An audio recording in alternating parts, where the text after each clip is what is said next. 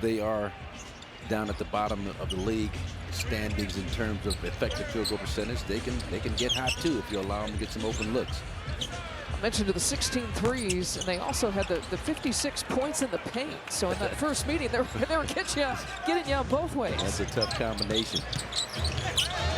Thompson with the spin, finding Duran, and from behind, Kyle Kuzma gets him. That's how you got to rotate back. I mean, one block for Kuz, one block for Miles Turner.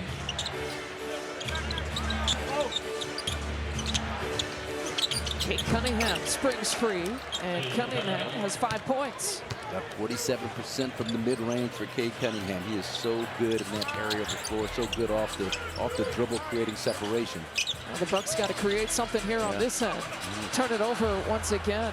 Oh, 5 turnovers here in the first quarter. And just very careless turnovers, not focusing with the pass. Pistons real handsy in terms of deflection, return to on-ball defense. You gotta expect that aggressiveness, not only passing, but going to passes, receiving the pass. Kyle Kuzma in traffic, gets his own miss, but they say a walking violation. They wave off the basket.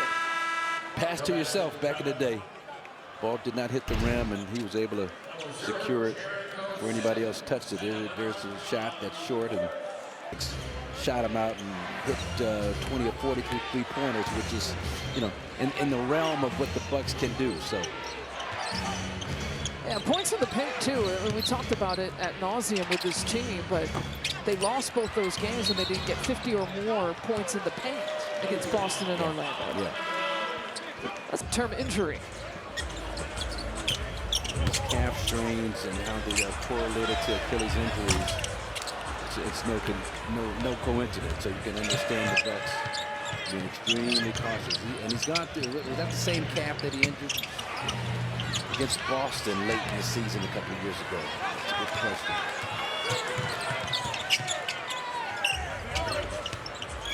Brian Rollins from 3, pulls, can't buy a three-pointer. 0 for 9 after that miss. Here to start. The Bucks 1 for 12. Spin move for Bobby. Jericho Sims, an offensive rebound. Try to generate any sort of opportunity.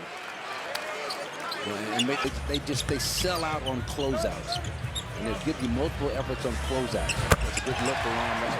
That's the three-pointer in the basket we've all been waiting for. I mean, you can get a big guy like a beef stew, Isaiah Stewart, who's got a foot in the paint and taking protection more than anything else. You'll get yourself a clean look at the basket. Bucks in their 2-3 zone. Ball goes middle, then they fall back into a man-to-man. Jaden Ivey with some daylight. Kate Cunningham from up top. Short. The tip is there. Isaiah Stewart sneaking in. Got to put beef on beef. You got to be beef on beef. You got to find Stewart. You got to find Durham. You got to box him out. You can't be concerned with securing the rebound yourself. But once this is Stewart going to close out short. And it gives Ryan just enough time to get that off. Now, for the Bucks to have a chance in this game, he's got to come up huge again, along with some of these other guys, Bobby Portis, Kyle Kuzma. You love to see him produce. AJ, Gary Trent. Somebody's got to really produce some points tonight. So just to confirm your question, Marcus, we just wanted to confirm it was a left calf injury for Giannis, so not the same. Okay. It's a right calf here tonight. I mean, it doesn't make it any better, but at least, you know, I know it's not a recurring issue with that same injury that he sustained a couple years ago. Turn with the kick out to Beef Stew. Beef shooting 40% from the three-point line. Can you believe it? And he talked about it a couple of years ago. I remember saying he was going to come back and be a better three-point shooter. And it gives you an idea how much he's worked on that aspect of his game. Ivey taking the bump and going right at Ryan Rollins and draws the foul and one chance. Junior, where he was rehabbing from a broken left leg injury, and then he had to have surgery on his right knee at the end of October trying to get back. Yeah. Like I said, this is only his 7th game back here this season.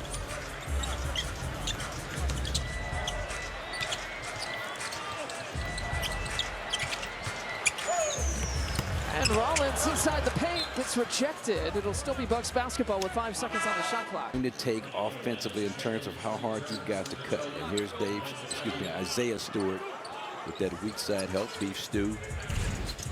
7-corner threes. Well, Gary Trent Jr. coming around that screen comes up hobbling. He was hobbling too, and he's trying. Defense is going to concede that, let you have it, and then they play you however they're going to play you. But they're not Holland, not conceding anything. Bobby, highly contested three-point shot against Tobias Harris.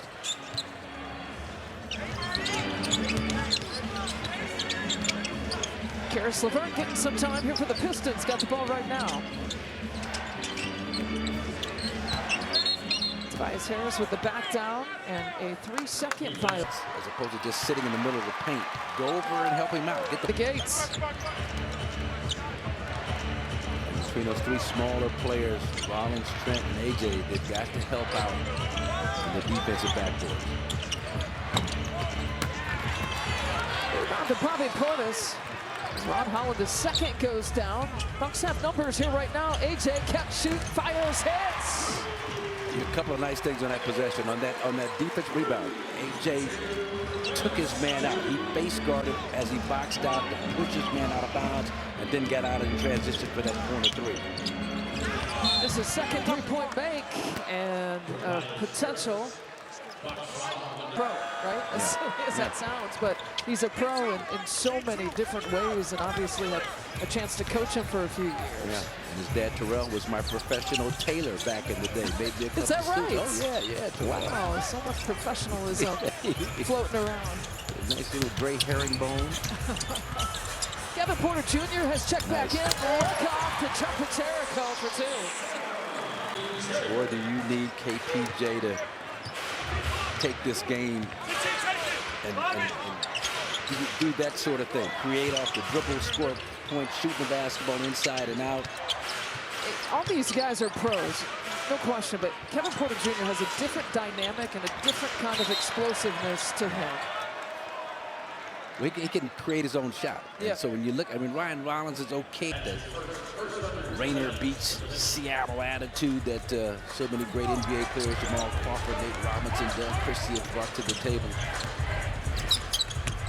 KPJ over to AJ Green, the update, the step back, the three-pointer once again for Derry Bird. KPJ is the table setter. That's a good hard screen by Jericho Sims.